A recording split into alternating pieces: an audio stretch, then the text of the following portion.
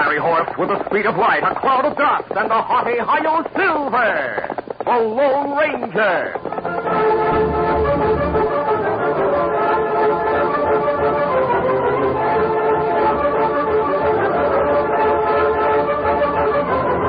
With his faithful Indian companion Tonto, the daring and resourceful masked rider of the plains led the fight for law and order in the early western United States. Nowhere in the pages of history can one find a greater champion of justice. Return with us now to those thrilling days of yesteryear. From out of the past come the thundering hoofbeats of the great horse Silver. The Lone Ranger rides again. Come on, Silver. Let's go, big fellow. Hey, Silver. Away!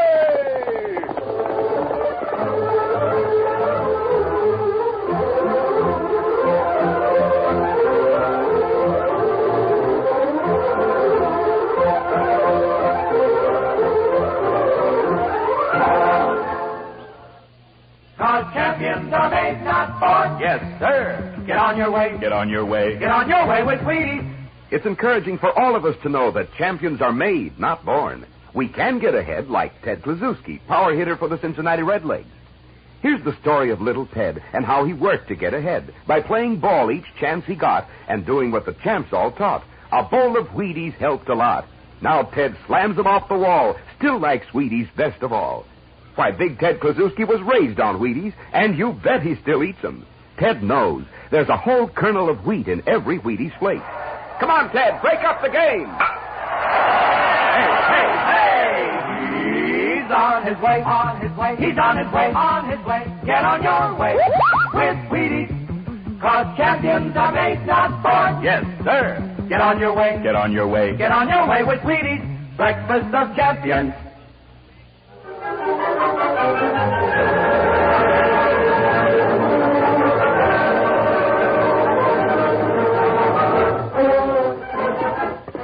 At sunset, the Lone Ranger and Tonto were riding along the bank of a wide stream of clear water that ran through the valley.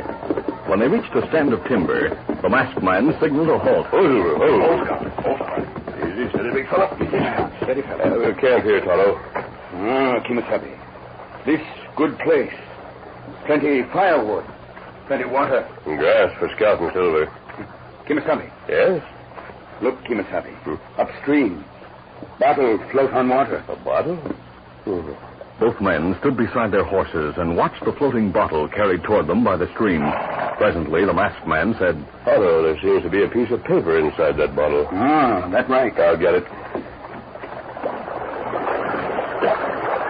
The Lone Ranger waded into the water knee-deep, secured the bottle, and returned to Tonto's side. Writing on paper? Yes, Tonto. I'll break the bottle and see what's written. There. Throw some dirt over the broken glass, will you? This looks like a page torn from a notebook. What's it say? I'm a prisoner in the Hillside Hotel. Bring law. Save me before it is too late. Signed, John Herkimer, room 200. John Herkimer. You know him? Yes, Tonto. He's a fine old gentleman. His son is one of the most brilliant engineers in the country. He's built several railroad tunnels. Me here, Jack Herkimer. I met Jack and his father during the building of a tunnel for the Union Pacific. Where, hotel? It must be in the town of Hillside. See, that's in this valley a few miles upstream. We go there? Yes. Untie the blankets and cooking gear, Tonto. We'll leave them here so the horses will carry no extra weight. While you're doing that, I'll rig a disguise.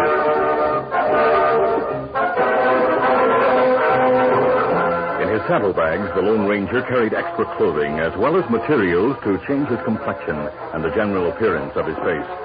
After a few minutes of work, he looked like an aged prospector as he stood unmasked beside his horse. Ready, Tonto? I'm ready. Easy, steady, big fella. Come on, there. Get him up,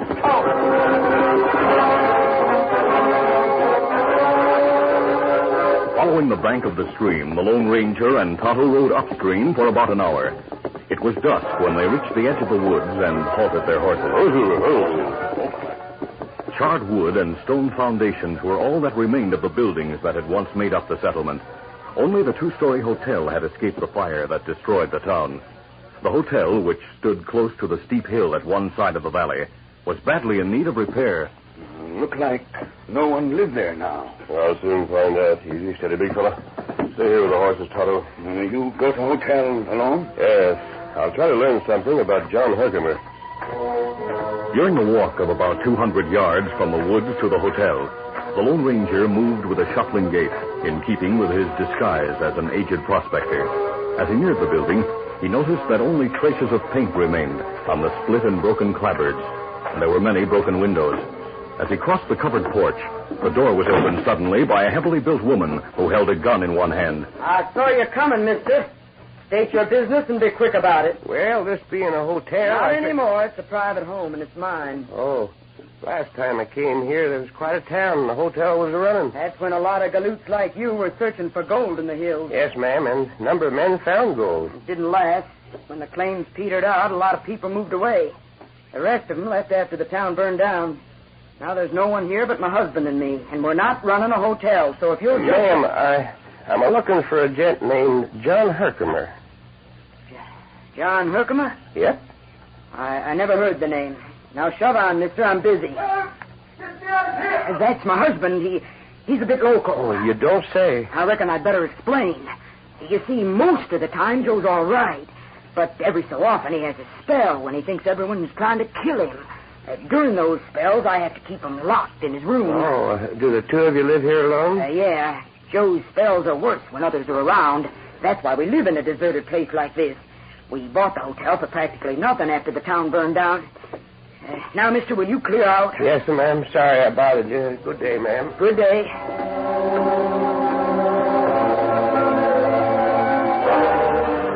Kate Sloan watched the visitor leave the porch and walk slowly toward the woods. Then she went inside and closed the door. Her husband appeared from a side room. Joe, that man was asking about Herkimer. I heard the talk. Why do you suppose he thought Herkimer would be here? I don't know. Herkimer yelled for help. I heard him. I'm going upstairs right now and find out about it. I'll go with you. I sent Lefty to keep an eye on Herkimer when you saw the stranger approaching the front door. When he yelled, I didn't know what to say. You thought fast, Kate. That was a good story you told about me having spells and having to be locked in a room. Joe Sloan and his wife walked along the second-floor corridor to a room in the front of the hotel. They saw John Herkimer Sr., father of the young engineer, unconscious on the bed. Lefty stood at his side and explained. I hit him with my gun barrel, Joe. I came here to watch him like you said, but he cried out real sudden. He took me by surprise. How bad's he hurt? Oh, he's not hurt much. I just tapped him. He's coming to. Oh, my head. Herkimer, we've been giving you and your son mighty fine treatment, but it seems you don't appreciate it. You tried to make trouble for us by yelling for help. Do you think I like being held prisoner? You'll like it even less from now on. I'm cutting out all the fancy trimmings you've been getting. No more books to read or wine to drink or swimming in the river. Take those books, Lefty. Yeah, right. And take the wine away from him. Well, where is it? I finished it. Where's the empty bottle? It is carried out a couple of days ago with a food tray. Red picks up the dirty dishes. He must have thrown it out. Herkimer, we're nearly through with our job. If you want to go free with your son, you'd better not make another play to cause trouble.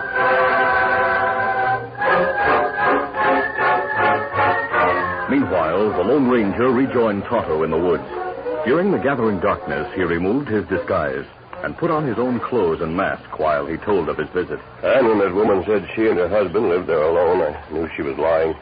I could see through the hall into the dining room, and the table was set for at least 6 people. Maybe more. Maybe also lied about husband having 6 spells. Probably. The cry I heard was cut off sharply, as if someone had throttled the man or knocked him out. Maybe it's Herkimer. That's possible. Kimasabi. Yes? What we do now? We'll wait until it's dark, then leave the horses here at Ground Hitch and go together to the hotel. And we'll go quietly.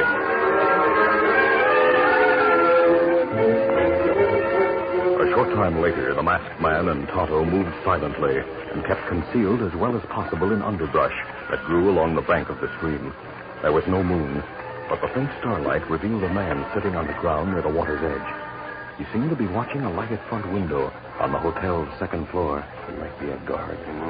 We capture him? Yes. The guard was wholly unaware that anyone was near until strong arms gripped him from behind. Before he could cry out, a hand was clamped across his mouth. A gun jabbed him in the back, and a low voice said, Keep quiet if you want to stay alive. The guard knew better than to struggle. Threatened by a gun, he remained quiet, while Tonto gagged him and tied his hands and feet. Stay here and watch him, Tonto. I'll climb to the porch roof and see who's in that lighted room.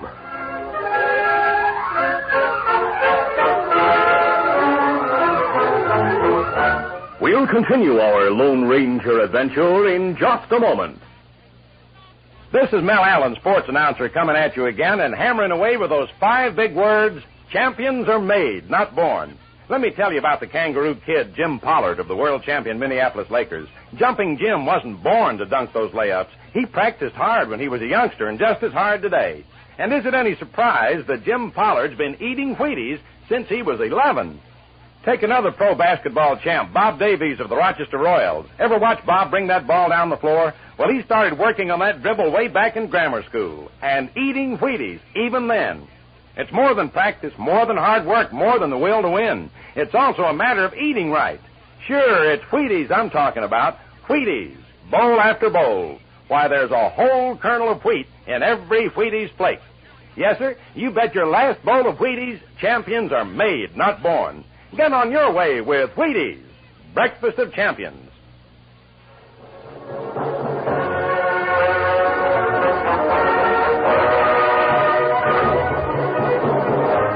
Now to continue.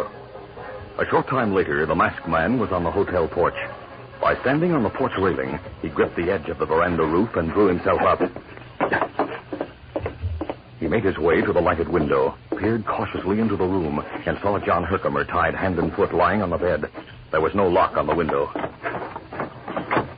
The Lone Ranger opened it and stepped into the room. He drew a knife as he stepped to the bedside. Herkimer, I'll have you free in a few seconds. I remember you, the Union Pacific. Yes. There, your hands are free. Now the feet. A gang of crooks live here. They captured my son and the door. Be quiet. Hey, Joe! Oh. That'll hold you. Let me go! Up the corner! Come on upstairs! I'll drag this man into the room. The others downstairs, they heard him. They're coming. Now close the door. Here, take this man's gun. Here's my knife. Free your feet. I'll try to hold the others back. Right. While Herkimer worked desperately to cut the heavy rope around his ankles, the Lone Ranger drew his gun. When he heard the voices of the outlaws in the hall, he fired through the door. Hey, watch out! More bullets are waiting for anyone who opens that door. Shoot for the door, boys! The masked man stood to one side, away from the bullets that splintered through the door. He saw that Lefty was still unconscious, then glanced at Herkimer. Your ankle free? Yes. Go out the window. We'll get to you, Senate. What I said still goes, and this proves it. Get out while those crooks are deciding on their next move. But you... I'll follow you. Drop from the porch roof and go directly to the stream. Tunnel's there. My son We is... can't help him unless we escape. Now, hurry.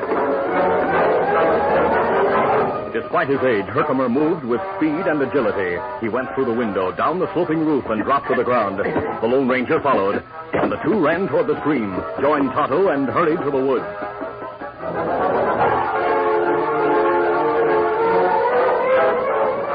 In the woods where they had left Scout and Silver, the Lone Ranger listened to John Herkimer. As you know, the old hotel was built against the foot of a mountain. Yes? My son Jack received a letter from a man named Sloan asking him to call at the Hillside Hotel to discuss rebuilding the town. Well, I went to the hotel with him, and we were both captured. By Sloan? Sloan and 6 other crooks. Sloan's wife was there, too. They wanted my son to do a job for them and threatened to kill me if he refused. How long ago? Oh, several weeks. They treated me very well, but they made it clear that my son would be killed if I tried to escape. They allowed me to go to the river under guard to bathe and gave me anything I wanted to eat and drink.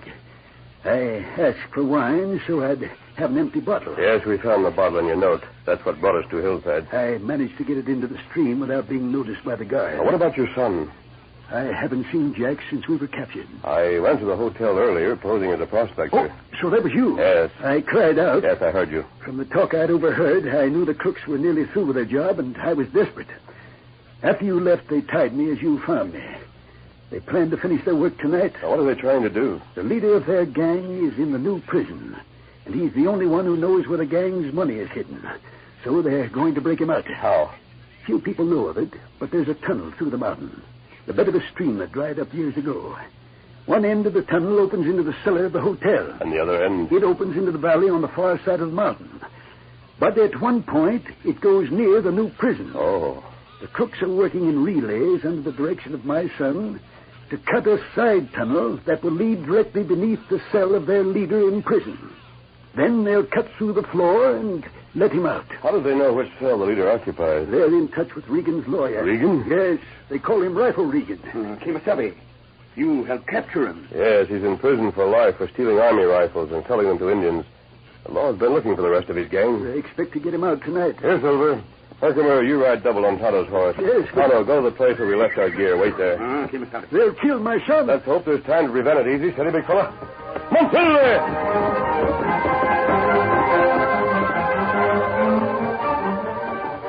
Riding at top speed, the Lone Ranger guided his great horse Silver over the high, treacherous mountain to the new territorial prison. He was met at the gate by armed guards. Oh, easy, steady, big fella. I must see the warden right away. Now, hold on, masked men. The warden will not question my mask. Hand him this silver bullet and tell him I'm waiting.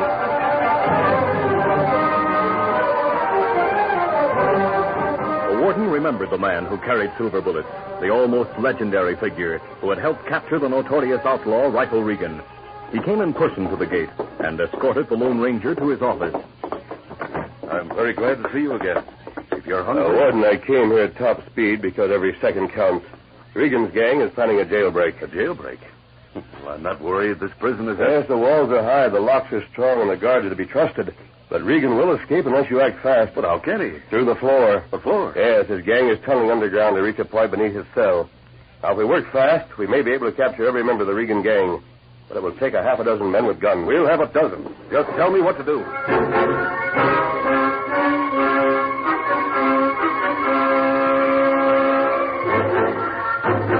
Later that night, Jack Herkimer, thin and tired from weeks of work and worry, stood in the tunnel with Joe Sloan and several others of the gang. Hurry up, Herkimer. According to my calculations, we should be directly beneath Regan's cell right now. What? You mean if we break through the ceiling of the tunnel and come into Regan's cell? I think so. You'd better be right if you expect to see your father alive. You heard him, boys. Dig at the ceiling. All right. When we've gone up a few feet, we should hit rock. That'll be the floor of the cell. Jack, how do we cut through that rock? The prison floor is made of big slabs of rock. Work around one, it'll drop. Standing on improvised platforms, the men who dug at the ceiling of the tunnel presently heard their picks strike solid stone. That's it, boys. Scrape the dirt away carefully. Work to the edge of that stone slab. We are. Now follow the edge on this side. Careful now. Don't stand beneath it. How thick are those stone slabs? About 3 inches. When we get one of them out, will there be room for Regan to get out? Yes. It's loose. Careful. It's about to drop. It's coming. Here she comes. There's an open space above. Let's hope it's Regan's cell. It better be. It is. Regan's looking down at us. Make room for me on that platform so that I can talk to him. All right, come on. Let me get there. Hi, Regan. Howdy, Sloan. I've been waiting for you. Are you alone in the cell? Yeah. What about the guards? We won't be taken up for a couple of hours. Come on, then. We'll be miles away by the time they discover that you're gone. There's a wood platform right beneath the hole. You can get down easy. I'm going somewhere, Regan. Hey, who's that? The warden. He's at the cell door. I gotta get down there first. Come on, Regan. Go ahead, Regan. You'll be back. Says you'll be back. What do you mean? I don't know. You're all set. Look. Someone in the tunnel. Too dark to see anyone. We're all armed and ready to shoot. You can't escape. Give me a gun. We'll shoot our way through the tunnel. Here's an extra gun. Oh! That bullet hit the gun. We're ready if you want gunplay. We gotta get past those men. Come on, boys. Open fire and put out that lantern.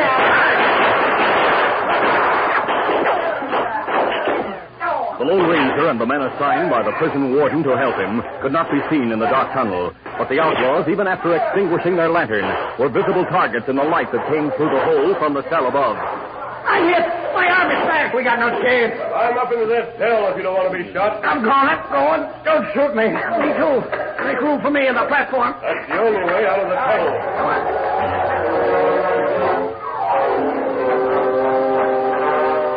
For the outlaws, there was no choice. To escape the gunfire, they climbed through the hole into the tunnel ceiling.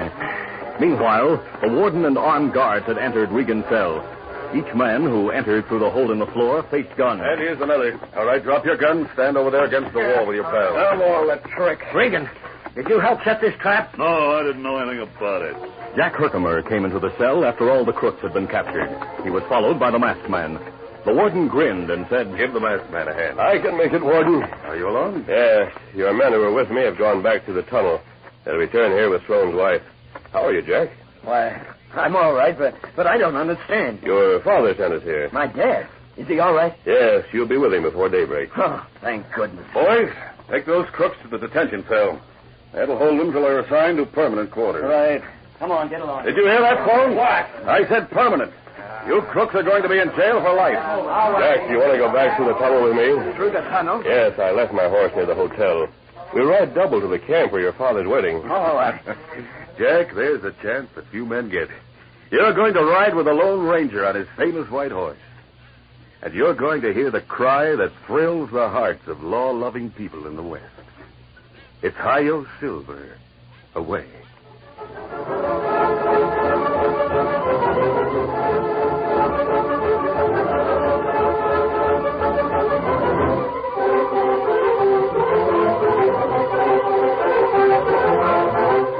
We'll return in just a moment for a word about our next exciting Lone Ranger adventure, 5:15 Deadline. G-Man Jimmy is 8 years old. He is strong and he is bold. He can capture outlaws 'cause he knows he's got go power from Cheerios. Yes, he's got go power. There he goes. He's feeling his Cheerios. Cheerios. Cheerios. Say, you ought to try Cheerios, the delicious food with Go Power. Cheerios, the oat cereal that needs no cooking. Add milk, and you've got just the breakfast to start a healthy, happy day. It's real muscle-building food. Every spoonful contains vitamins, minerals, and proteins your body needs. They help give you healthy nerves, good red blood, strong bones and muscles. So eat Cheerios. People will say, he's feeling his Cheerios.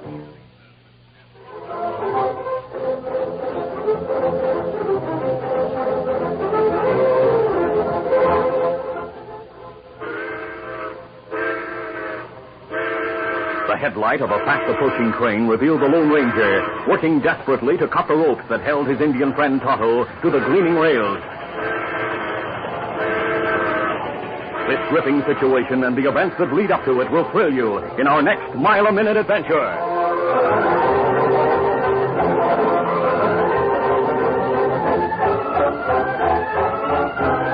The Lone Ranger, a copyrighted feature of the Lone Ranger Incorporated, is created by George W. Trendle, produced by Trendle Campbell Muir Incorporated, and directed by Charles D. Livingston. Tonight's drama was written by Fran Stryker. The part of the Lone Ranger is played by Brace Beamer. Your announcer, Fred Foy.